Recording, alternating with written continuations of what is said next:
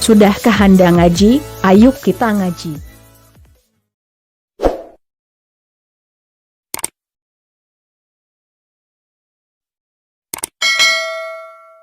Assalamualaikum warahmatullahi wabarakatuh.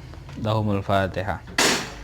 Bismillahirrahmanirrahim. Alhamdulillahirabbil alamin wassalatu wassalamu ala asyrofil anbiya'i wal mursalin wa ala alihi wa sahbihi ajma'in. Qala al-mu'allif rahimahullahu ta'ala wa nafa'na bihi wa bi ulumihi wa bi asrari fid dharain amin ya rabbal alamin. Kita akan ngaji kitab Aqidatul Awam yang menjelaskan tentang ilmu tauhid.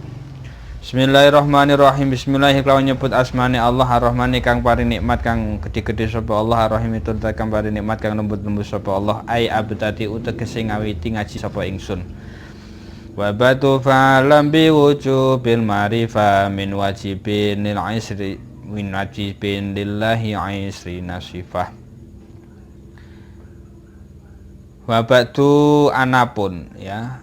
Wawnya itu gantian dari amma ba'du. Wa ba'du anapun ing dalem sawuse ma taqaddam. Ini namanya kalau dalam ilmu balaghah faslul khitab, memisahkan antara muqaddimah dan isi. Fa'lam mongko ngertiyo sira, fahamon sira ya, biwujubil ma'rifati klan wajib ngerti isrina ya. Isrina ing sifat 20, isrina ing 20 apane sifatan sifate min wajibin saking perkara wajib lillahi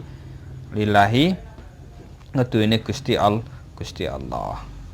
Wa ba'du setelah itu, setelah baca bismillah, hamdalah, sholawat serta salam, fa'lam maka ketahuilah biwujubil ma'rifati tentang hukum wajibnya untuk memahami, untuk makrifat, mengetahui isrina sifatan, mengetahui 20 sifat min wajibin lillahi, yakni sifat wajib bagi Allah.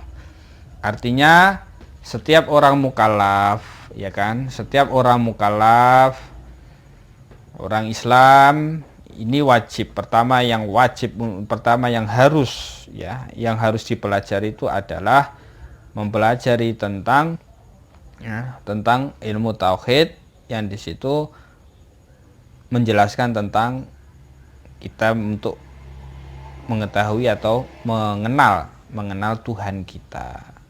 Jadi ilmu tauhid itu di dalamnya menjelaskan tentang ilmu-ilmu, menjelaskan tentang nilai-nilai, ajaran-ajaran yang di situ bisa menjadikan kita itu lebih kenal kepada Allah Subhanahu wa taala. Nah, di dalam ilmu tauhid itu ya kan, itu mempunyai dua dalil. Pertama ya kan dalil akli dan yang kedua dalil nakli. Dalil akli itu apa? Jadi dalil akli itu adalah dalil rasio, dalil akal kita. Jadi di dalam ilmu tauhid itu ya juga penting ya kan, di dalam ilmu tauhid itu ya juga penting sebuah pembuktian secara ilmiah, apakah keyakinan kita, ajaran kita itu benar. Nah, maka salah satunya pembenaran, cara membenarkan daripada menguatkan kebenaran daripada ajaran kita itu menggunakan akal. Dalil bukti-bukti yang bisa diterima oleh akal. Ya, diterima oleh akal. Kemudian yang kedua, dalil di dalam ilmu tauhid itu menggunakan dalil apa? Dalil nakli. Dalil nakli itu adalah dalil yang berupa firman Allah, berupa sabdanya Rasulullah Shallallahu Alaihi Wasallam.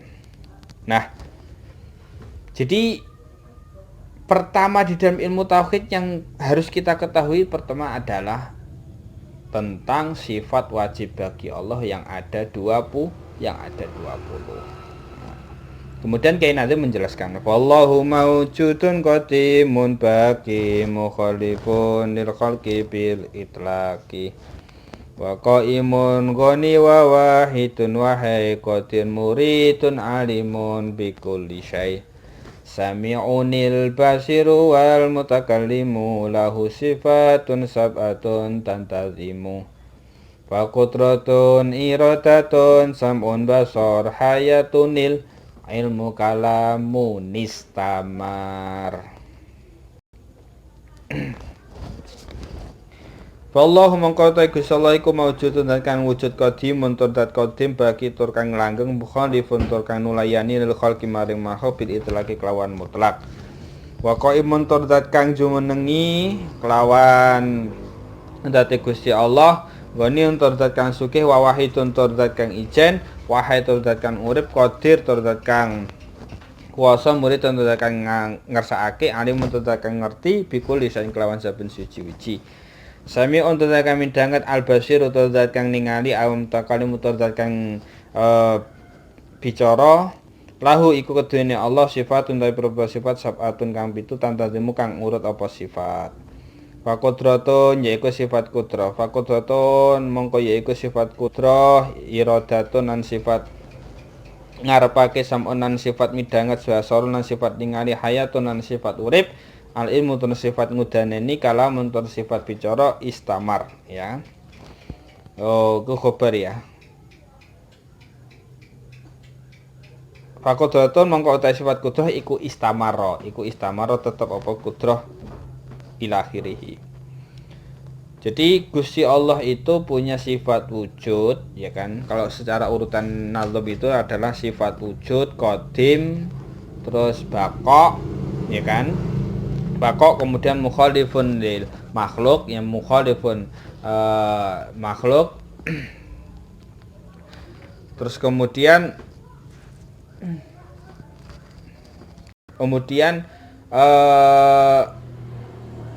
mukhalafat yang keempat tadi mukhalifun makhluk itu mukhalafatul hawadisi, kemudian yang kelima qiyamuhu binafsihi berdiri sendiri, kemudian wahdaniyah. Jadi 6 sifat ini, sifat wujud itu adalah sifat nafsiyah ya, sifat nafsiyah. Kemudian yang kelima tadi ya nomor 2 sampai nomor 6 itu namanya sifat salbi, sifat salbiyah. Baik. Kemudian selanjutnya ya kan? Selanjutnya yang nomor 7 sifat qudrah, iradah, ilmu, hayat sama basor, kalam. Nah, sifat kalam. Nah, itu semuanya masuk dalam kategori sifat ma'ani ya, sifat ma'ani. Nah, terus kemudian kaunuhu ya. Kaunuhu qadiron, kemudian kaunuhu muridan, kaunuhu aliman dan seterusnya itu apa namanya? Itu menjadi apa? Menjadi sifat maknawiyah. Nah, pertanyaannya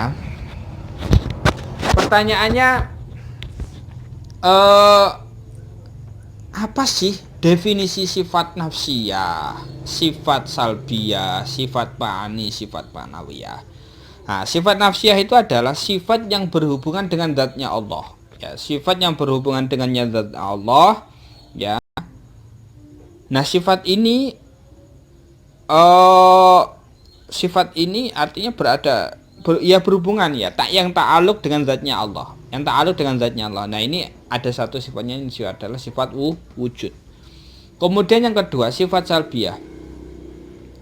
Mahya salbiyah. Apa itu salbiyah? Definisinya adalah sifat yang menolak ya kan, sifat Allah yang menolak terhadap sifat-sifat yang tidak sesuai atau tidak layak bagi Allah. Ini namanya sifat salbiyah. Nah, adapun sifat itu ada 5, yaitu sifat qidam, baqa, mukhalafatul hawadisi, qiyamuhu bi nafsihi dan wahdaniyah.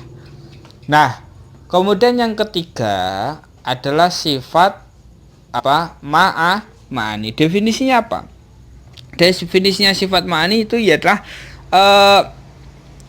sifat-sifat wajib bagi Allah yang dapat digambarkan oleh akal pikiran manusia ya, yang dapat digambarkan oleh akal pikiran manusia serta meyakinkan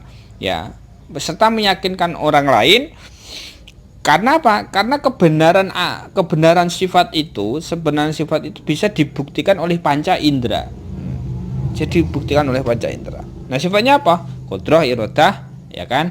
Qudrah, iradah, sama, basor, kalam, terus kemudian sama, basor, kalam, terus hayat. Ada 7. Nah, 7 lagi itu namanya sifat maknawiyah. Nah, apa itu maknawiyah? Yaitu sifat-sifat yang berhubungan erat dengan sifat ma'ani. Artinya apa? Selagi ada sifat ma'ani, ya kan? Selama ada sifat ma'ani, maka secara otomatis itu ada sifat maknawiyah. Kenapa tidak dijadikan satu? Kenapa tidak dijadikan satu? Ya kan? Tidak, karena apa namanya? Di dalam